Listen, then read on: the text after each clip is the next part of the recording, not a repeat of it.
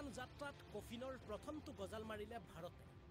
উত্তৰ পূৰ্বাঞ্চলক ভাৰতৰ পৰা পৃথক কৰাৰ মন্তব্য দি দুৰ্ভিক্ষক আমন্ত্ৰণ জনালে মহম্মদ ইউনিছে। ভাৰতে যিমান সহ্য কৰিব লগা আছিল কৰিলে। এতিয়াৰ পৰা প্ৰতিটো ক্ষেত্ৰত বাংলাদেশে দেখিব ভাৰতৰ আচল ৰূপ। চীনৰ সন্মুখত নিজকে উত্তৰ পূৰ্বাঞ্চলৰ অভিভাৱক ঘোষণা কৰিছিল বাংলাদেশে। পাছে মাত্ৰ 7টা দিনৰ ভিতৰত ভাৰতে বুজাই দিলে আচলতে ভাৰত নহলে বাংলাদেশ কেনেদৰে যাব ৰখাতলে। প্ৰথমে এই মেপখন চাই লওঁ। এই মেপখন চালেই সকলো স্পষ্ট হৈ পৰিব।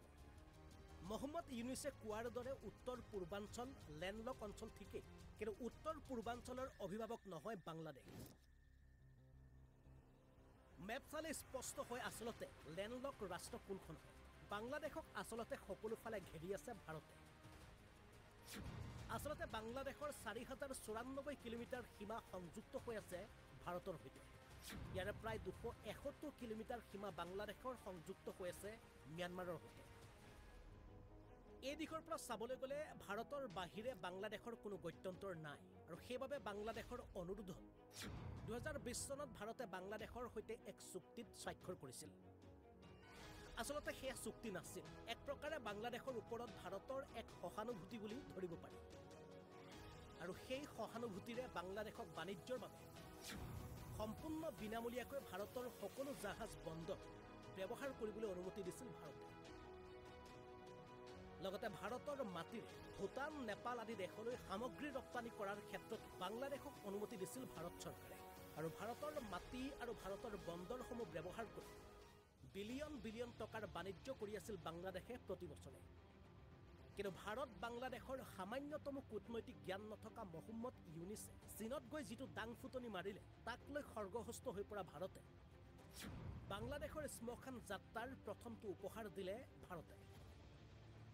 এতিয়া ভাৰতৰ এই সিদ্ধান্তৰ পাছতে বাংলাদেশত চৰ্চা চলিছে যে ভাৰতৰ সিদ্ধান্তৰ বিপৰীতে বাংলাদেশে কাষ চাপিব ৱৰ্ল্ড ট্ৰেড অৰ্গেনাইজেশ্যন চমুকৈ WTO। বিশ্ব বাণিজ্য সংস্থাৰ নিয়ম অনুসৰি যদি কোনো কাষৰীয়া ৰাষ্ট্ৰই বাণিজ্যৰ বাবে পথ বিচাৰে তেন্তে সেই ৰাষ্ট্ৰক পথ এৰি দিয়াটো কাষৰীয়া ৰাষ্ট্ৰখনৰ দায়িত্ব আৰু কৰ্তব্য। পাছে বাণিজ্য সংস্থাত এইটো লিখা আছে, যদি কাষৰীয়া ৰাষ্ট্ৰখনৰ ৰাষ্ট্ৰীয় নিৰাপত্তাৰ ক্ষেত্ৰত এই পথে বাধা দিয়ে তেন্তে এই পথ বন্ধ কৰিব পাৰে উক্ত ৰাষ্ট্ৰখনে। আৰু শেহতীয়া পৰ্যায়ত বাংলাদেশৰ অস্থায়ী প্ৰধানমন্ত্ৰী মহম্মদ ইউনিছে উত্তৰ পূবক ভাৰতৰ পৰা পৃথক কৰাৰ মন্তব্য দি ভাৰতৰ ৰাষ্ট্ৰীয় নিৰাপত্তাৰ প্ৰতি ভাবুকি কঢ়িয়াই আনিছে।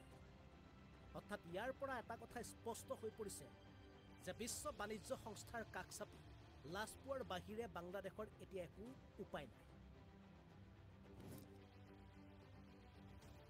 ইফালে এই মেপখন যদি আকৌ চোৱা যায় তেন্তে আপুনি দেখিব যে ম্যানমাৰৰ সৈতে যি 271 কিলোমিটাৰ সীমা সংযুক্ত হৈ আছে বাংলাদেশৰ, সেই বাটেৰেও বাংলাদেশে বাণিজ্য কৰাটো অসম্ভৱ।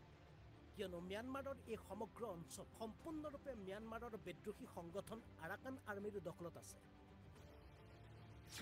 আৰু আৰাকান আৰ্মিৰ বাবে আজিৰ দিনটোত বাংলাদেশ হৈছে সকলোতকৈ ডাঙৰ শত্ৰু। গতিকে আজিৰ দিনটোত বাংলাদেশ ভাৰতলৈ বুলি শুলপুতি নিজে মৰে ফুটি